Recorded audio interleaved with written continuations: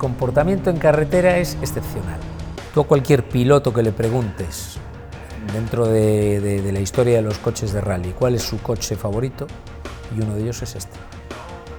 De hecho sobrevive y tiene éxito, siguen en Inglaterra compitiendo a primer nivel. Yo de hecho el coche conmigo sufre más andando al ritmo que yo suelo andar que si compitiese con él.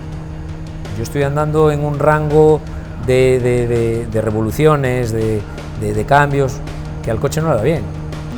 El coche necesita ir más arriba.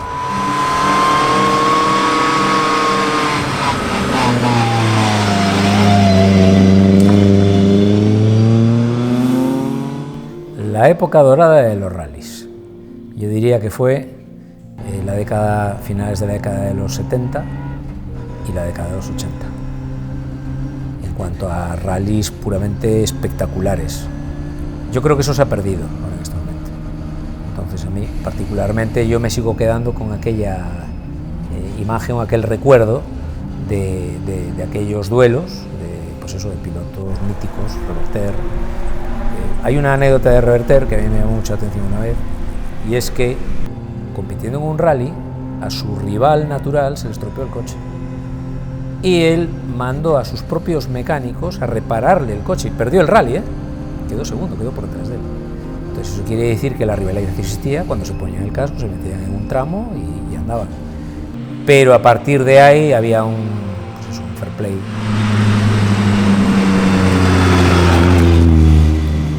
Los pilotos eran superhéroes, y es cierto. Tenían una resistencia enorme. Hay una prueba, y yo cuando cojo este coche y doy una vuelta, después de 3 horas andando con él, acabó casi está, hombre, no te voy a decir fatigado, pero sí que acabó cansado. Yo no quiero pensar al ritmo que pueda llegar a ir o iban en aquella época los pilotos que conducían estos coches, sin servodirección, sin ningún tipo de ayudas, sin ninguna asistencia, y hacerse rallies que duraban 5 días, por unos tramos, bueno, imagínate lo que había, una llanta de 13 pulgadas, no era como ahora, que hay unas suspensiones que son fuera de serie. Entonces se hacían rallies de una Acrópolis, eran 6.000 kilómetros de rally, o sea, 6 horas, 6-7 horas de tramos cronometrados. Las condiciones en las que se circulaba con estos coches eran superhombres. Estaba claro que tenía que tener una resistencia física, mental formidable.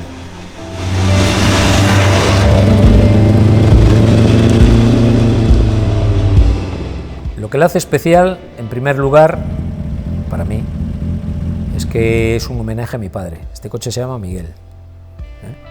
Entonces mi padre fue el que me llevó a esa primera subida, el que siempre me inculcó pues, la mecánica, me enseñó todos estos detalles. Entonces, yo cuando compré esta unidad, él me ayudó a desmontarlo, a ir enfocando cómo lo íbamos a hacer y cómo iba a surgir. Y de hecho también me prestaba dinero de vez en cuando. Mi padre no llegó a verla concluida, entonces, bueno, yo la acabé. Segunda parte, pues que toda la gente que colaboró en su construcción, porque este coche nació prácticamente en mi garaje. Yo lo ensamblé, pero hubo una parte de colaboración muy importante de profesionales auténticos. Este coche es el hermano de la última unidad del coche de Ari Vatanen. Antiguamente Red, antes de llamarse Red, era MDS. Creo que se llamaba. Entonces, Ari Vatanen, después de ser campeón del mundo con David Sutton, pasó a competir con Red. Entonces, me refiero a que el coche está hecho bajo un punto de calidad y de piezas y de información y de todo lo que tú quieras llamarle, de primer especial. Y entonces había un señor que se llamaba Fox, que había trabajado para David Sutton, conocía todo el tema de los coches, y es uno de los que se implicó en la construcción y la información. Este coche necesita llevar esto, hay que buscar estas piezas, tienes que hacer esto, tienes que hacer lo otro, y entonces la unidad es una unidad buena.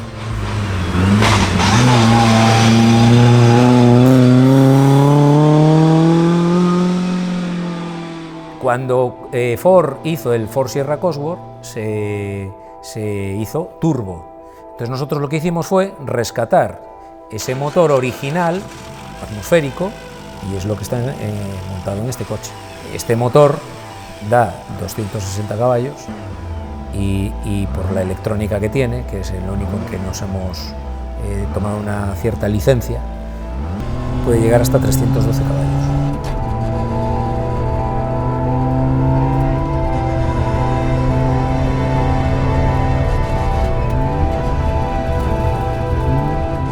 Las sensaciones que transmite este coche, claro, son un coche de carreras. Entonces habitualmente no andas en coches de carreras, tienes coches de calle. Sí puedo hacer una comparativa, por ejemplo, con un Porsche Turbo, en el sentido de las sensaciones que dan, que son extremas. Entonces este coche, la sensación que da es de que es dócil, noble, siempre y cuando andes con él dentro del límite razonable.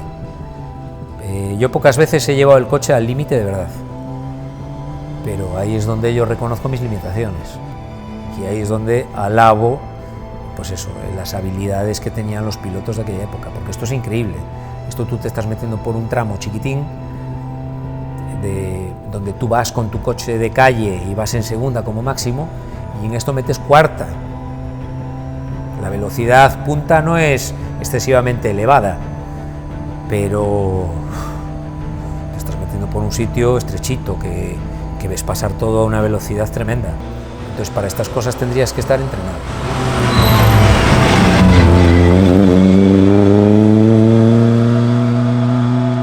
Un coche de estos, generalmente las piezas se cambian por fatiga, porque están usadas o se ha sometido al esfuerzo para el que está destinado.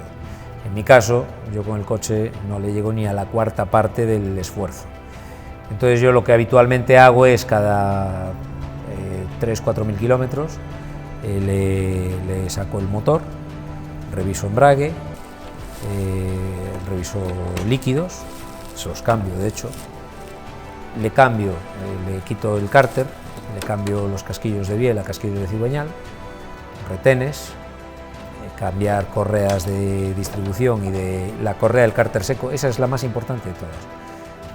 Generalmente siempre tú antes de salir miras, abres capó, que estén todas las correas correctas y tal, y en especial la del cárter seco, porque el cárter seco es la de la lubricación. Si esa correa se estropea o se rompe, el motor te dura 3 minutos.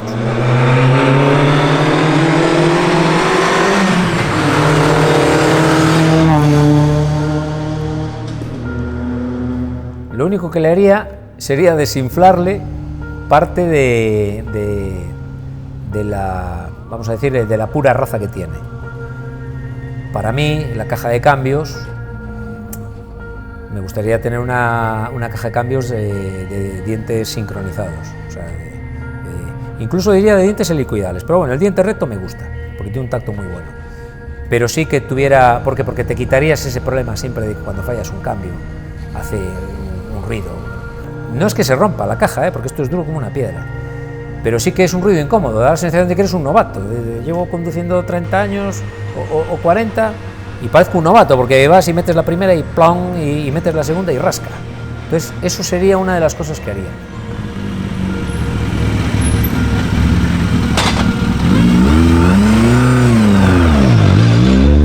Hicimos el rally de Rías Altas.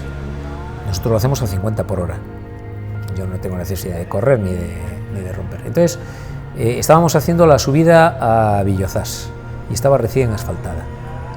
Entonces, en media de 50 es media de 50, no debes de pasarte de la velocidad. Y me vine arriba. Estaba todo lleno de gravilla. Villozás es curva. Y entonces Laura quería hacer bien el rally, entonces iba con la nota, el cronómetro, manteniendo el ritmo con el tiempo, y ya hubo un momento en que, claro, me vio, se le cayó el bolígrafo, mira, se echó a reír y dice, mira, haz lo que te dé la gana, pero nos van a caer 500 puntos. O sea, nos cayeron más en ese tramo que todo el rally completo.